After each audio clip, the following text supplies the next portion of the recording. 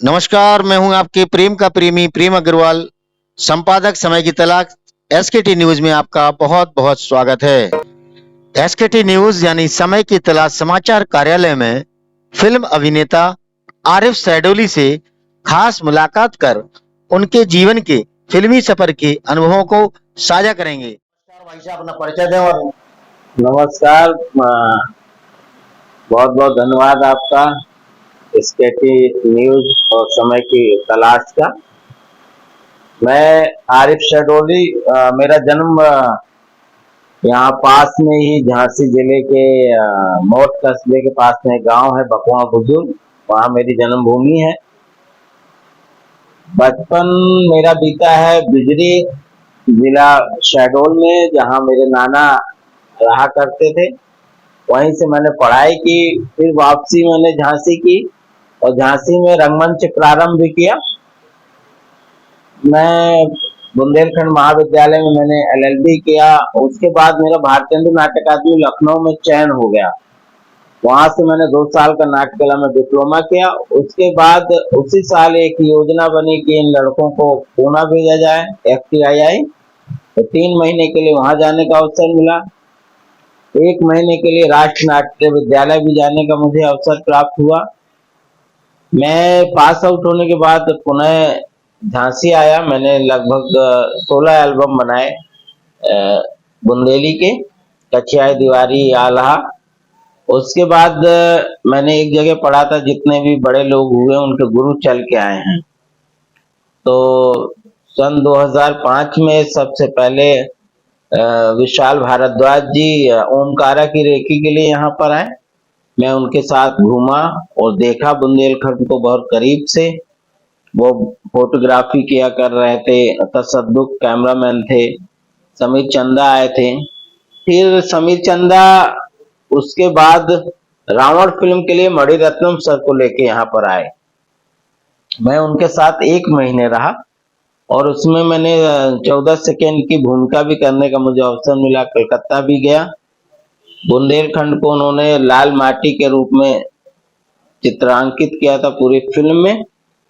अभिषेक बच्चन थे और क्योंकि 3 भाषाओं में वो फिल्म रिलीज हुई थी और यहाँ पर जो शूटिंग होती थी तमिल और हिंदी दोनों अलग अलग तरीके से फिल्माई जाती थी। वो अपने जूनियर आर्टिस्ट भी वहां से लेकर आए थे साउथ से। तो बहुत अच्छा अनुभव रहा। फिर उसके बाद Rowland Jeffy city wife Joy के डायरेक्टर वो आए। उन्होंने यहाँ सिंगुलरिटी नाम से फिल्म बनाई, जो द लवर्स के नाम से अभी उपलब्ध है। ये ओरछा को पुरानी सभ्यता के रूप में उन्होंने दिखाया। बाद में मैंने महसूस किया कि यहाँ लोग आ रहे हैं, लेकिन जो मुझे अच्छा रोल मिलना चाहिए तो वो नहीं मिल पा रहा है।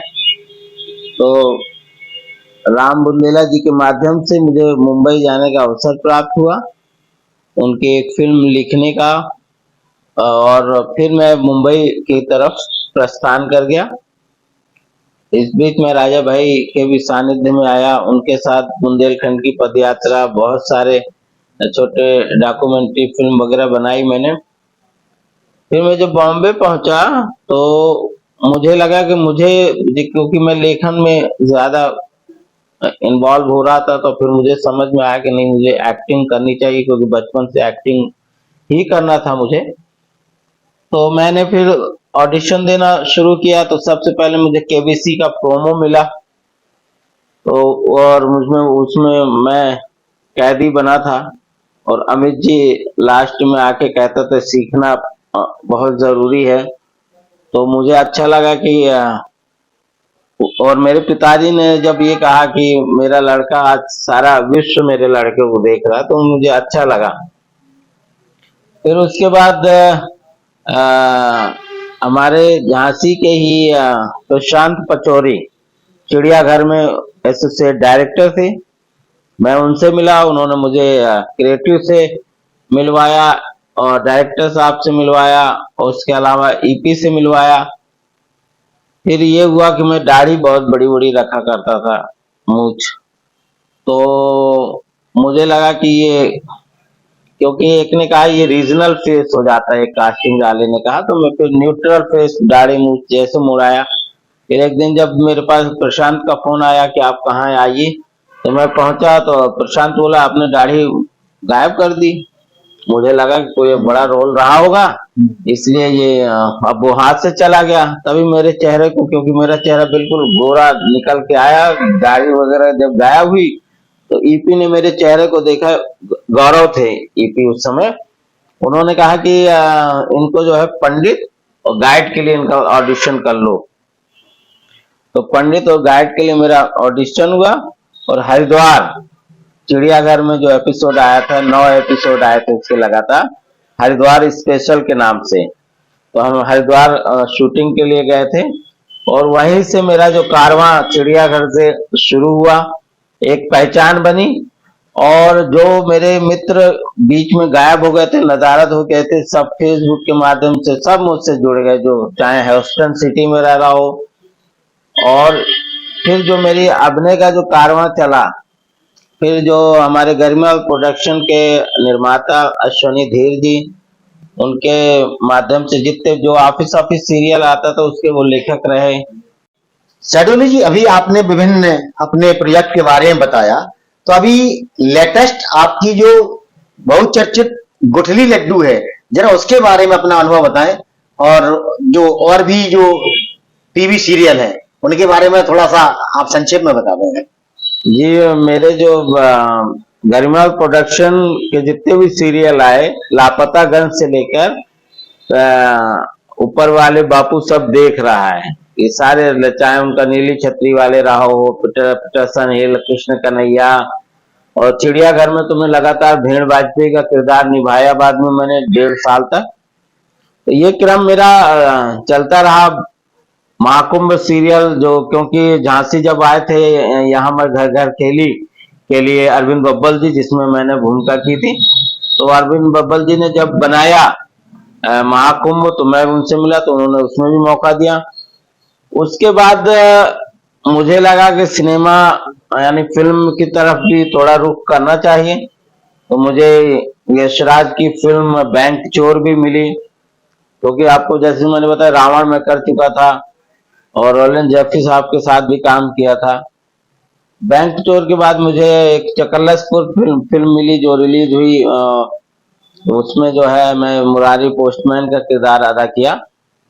और जहां तक यही कारवां चलता रहा, फिल्में करते दिल्ली की, बहुत सारे काम किए, लेकिन जो कभी कभी होता है ना, काम आपका जो अच्छा काम हो जाता है, कोरोना काल सभी जानते हैं आ चुका था, और आर्टिस्ट भी अपने घरों को लौटे थे, हम भी लौटे थे। उसी दौरान हमारे पास उरई के कास्टिंग डायरेक्टर हैं जो मुंबई रह रहे हैं, प्रवीण चंद्रा, उनका फोन आया कि आप फ्री हैं, यहाँ के कलाकारों को बुंदेली सिखानी है। तो मैं चला गया मुंबई। उस समय कोरोना चल रहा था, लेकिन एक जगह लिखा था कि अंदर सड़ से मरने से अच्छा है कि आप शेर की तरह बाहर मरे। तो हमने कहा अब जो होगा होगा। बच्चों की फीस भी बढ़ रही थी, तो मैंने भी निर्णय लिया और मैं भी पहुंच गया मुंबई। और फिर मुंबई जब गया तो वहां पर जो है कलाकारों को बुंदेली सिखाने लगा। फिर डायरेक्टर साहब का अनुरोध रहा कि आप भी चलिए हम लोग के साथ, यूनिट के साथ। फिर मैं वहां गया। अब इत्तेफाकन ये था कि जो मुख्य खलनायक का रोल कर रहे थे वो उनकी तबीयत खराब हो गई, तो फिर मुझे जो है वो रोल मिला मुख्य खलनायक का।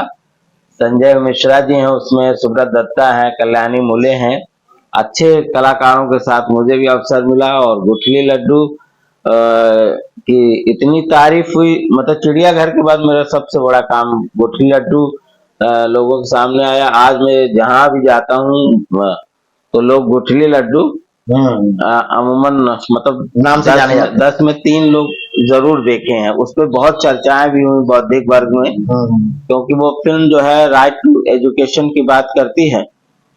फिर वही हमारे इशरत आल खान साहब जो डायरेक्टर है, उन्हीं की दूसरी फिल्म लव की अरेंज मैरिज, जिसकी शूटिंग ओरछा और भोपाल में हुई, उसमें भी उन्होंने मौका दिया मुझे। हमारे विजय तिवारी जी हैं मुरैना के, उन्होंने अब होगा इंसाफ फिल्म बनाई, उसमें उन्होंने मौका दिया। अभी हमारे राम जन्म सिंह जी हैं इटावा के, अभी कल ही एक फिल्म सोन चंपा, जो बच्चों की समस्या है, जो बच्चियों में समस्या होती है, उस समस्या को लेके बनी है, जिसमें मैं साइंस टीचर की भूमिका में हूँ। और एक फिल्म जो बूंद है, जो बुंदेलखंड के वाटर क्राइसिस पे बनी है, और बुंदेलखंड के जो जल पुरुष हैं संजय सिंह, उनकी भूमिका मुझे करने का मौका मिला है। इस फिल्म में गोविंद नामदेव जी हैं, विदिता बाग हैं, राहुल जी हैं। तो इस तरह ये श्रृंखला जो है निरंतर चलती जा रही है, और आप लोग का स्नेह है तो चलता रहेगा। और बहुत बहुत अच्छा लग रहा है आपके बीच। समय की तलाश परिवार के हमारे जो दर्शक हैं और पाठक हैं, उनके बारे में कुछ कहना चाहेंगे आप? देखिए, समय आपको तलाशते हुए आता है, आपके पास आता है, और समय का जीवन में हर किसी के महत्व है। मैं तो समय का बड़ा पाबंद रहा हूं, और समय, क्योंकि सूर्य जैसे अपने समय से उदित होता है, वैसे हमें भी हर कार्य में सूर्य को आदर्श मानते हुए उसी तरह जो है उदित हो जाना चाहिए, लेट लतीफ नहीं होना चाहिए। और तभी आपके पास जो है, जिस समय की आप तलाश कर रहे हैं, वो समय आपको तलाशता हुआ आप तक जरूर पहुंचेगा। बहुत बहुत धन्यवाद, एक अच्छी परिभाषा दी आपने। इस समय की तलाश परिवार में एक बार फिर आपका स्वागत है। बहुत बहुत धन्यवाद।